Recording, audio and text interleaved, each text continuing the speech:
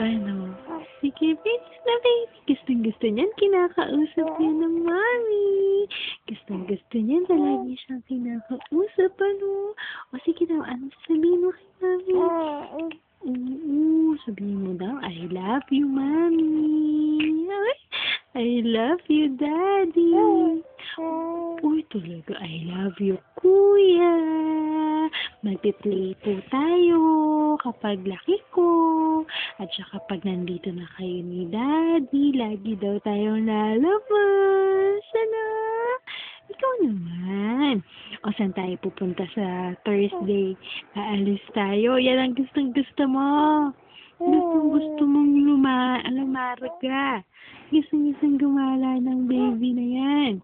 Ano? O, saan daw tayo po? Ha? Oo, saan tayo pupunta? Uy, hindi niya masabi. Doon tayo pupunta sa Mapfre.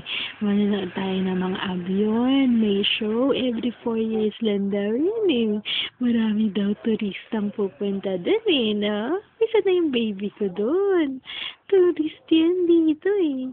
Ano? Turista yan eh. Ano pa ikwento? Oo, ano pa kwento pa kay daddy? Ano pa pinagagawa mo? Ha? Ikaw naman, one face. Ay, kay gapa naman ng baby na yan eh. Kay gwapa, kapag ngumingiti, ay sus. Ayan. Oo, dapat ganyan lang, hindi yung iyak-iyak.